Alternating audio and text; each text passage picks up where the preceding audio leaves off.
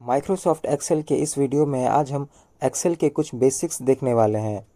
आज हम बिगिनिंग कर रहे हैं एमएस एक्सेल की। इस वीडियो में आज हम देखेंगे कि हम एमएस एक्सेल में रो कॉलम कैसे बनाते हैं, इन्हें कैसे यूज़ करते हैं और बेसिक फंडामेंटल्स। एक्सेल स्टार्ट करने के बाद हम इस इंटरफेस पे आते हैं। यहाँ हमें ओपन, न्यू और होम के 3 ऑप्शंस देखने को मिलते हैं।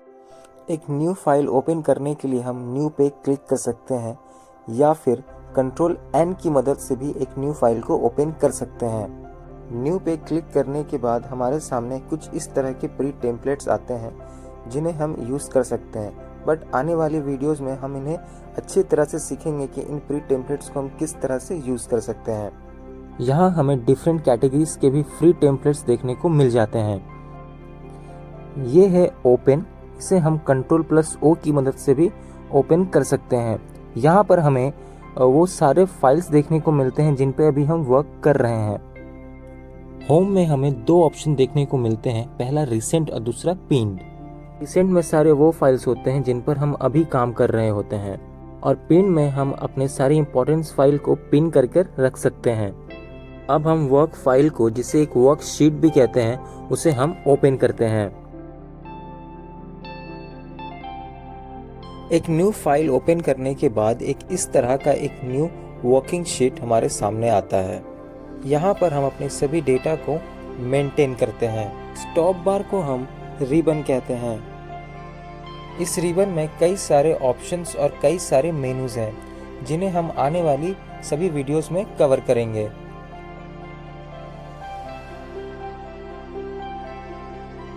एक्सेल ने हर एक सेल और कॉलम को एक अपना नाम दिया है जिसे हम नेम बॉक्स कहते हैं। उसे हम यहाँ पर देख सकते हैं। नेम बॉक्स के बगल में ही हमें फॉर्मूला बार देखने को मिलता है, जहाँ शीट पे लिखी गई हर एक फॉर्मूला को हम वहाँ पर देख सकते हैं। जब हम एक सिंगल बॉक्स को सेलेक्ट करते हैं, जस्ट लाइक दैट, इसे हम सेल कहते हैं। इस पूरे को सेलेक्ट करने को हम रो कहते हैं और इस डायरेक्शन में जब हम सेलेक्ट करते हैं तब इसे हम कॉलम कहते हैं। टोटल नंबर ऑफ कॉलम और टोटल नंबर ऑफ सेल देखने के लिए हम कंट्रोल+डाउन एरो और कंट्रोल+राइट एरो को यूज कर हम देख सकते हैं। जब हम लेफ्ट क्लिक प्रेस करके माउस को ड्रैग करते हैं तब हम इस तरह से सिलेक्शन कर सकते हैं। चलिए अब हम देखते हैं कि हम शीट को जूम इन और जूम आउट कैसे कर सकते हैं। इस एरो को जब हम माइनस की तरफ लेके जाएंगे तब हम शीट को जूम आउट करेंगे और जब हम इस एरो को प्लस की तरफ लेके जाएंगे तब हम इसे जूम इन करेंगे।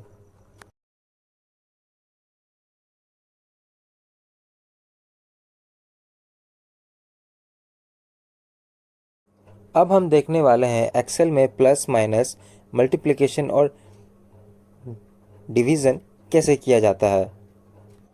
2 डिफरेंट सेल में हम अलग अलग नंबर फिल करते हैं। उसके बाद हम इन दोनों नंबर को ऐड करेंगे। वो कैसे करेंगे वो मैं आपको भी दिखाता हूँ। पहले इस दोनों नंबर को मैं यहाँ से सेंटर अलाइन कर लेता हूँ। देन इसके बाद अलग सेल में हम यहाँ एक फॉर्मूला टाइप करेंगे। एक्सेल में हम किसी भी फॉर्मूले को इक्वल टू से स्टार्ट करते हैं। पहले हमने इक्वल टू दिया, देन ओपन ब्रैकेट, देन उसके बाद हमें सेल को सेलेक्ट करना है, फिर हम प्लस लगाएंगे, देन सेकंड सेल को सेलेक्ट करके हम ब्रैकेट को क्लोज करते हैं। देन इसके बाद हम इंटर जैसे ही प्रेस करेंगे हमें यहाँ पर सम मिल चुका है। और इसी तरह से हम 2 नंबर को सब्ट्रैक्ट यानी कि माइनस भी कर सकते हैं। और इसी तरह मल्टीप्लाई करने के लिए हम जब हमें एक बड़े नंबर को लिखना हो एक सीक्वेंस में तब हम 1 2 3 कुछ इस तरह से लिखते हैं। नंबर्स को टाइप करने के बाद जब हम इसे सेलेक्ट करके ड्रैग करते हैं तब हमें बट हम अगर सिर्फ एक सेल को सेलेक्ट करके ड्रैग करते हैं तब हमें सिर्फ उस सेल का नंबर पूरे कॉलम में देखने के लिए मिलता है। मैं आपको अभी प्रैक्टिकल करके ये कुछ इस तरह से। तो हमें सेलेक्ट करने के टाइम पे ध्यान रखना होगा कि हम किसे सेलेक्ट कर रहे हैं।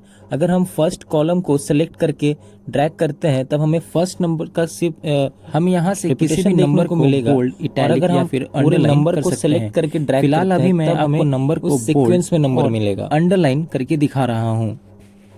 यहाँ से हम किसी भी टेक्स्ट को फॉन्ट दे सकते हैं और इसे रिसाइज भी कर सकते हैं।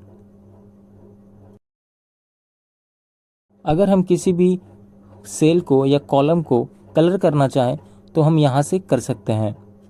इसके बाद पूरे सिलेक्टेड सेल को अगर हमें एक बॉर्डर में देना हो तो हमें बॉर्डर्स में जाके ऑल बॉर्डर करना होगा, जिससे कि एक पूरे सेल में एक बॉर्डर आ जाएगा। मैं अभी आपको करके दिखाता हूँ।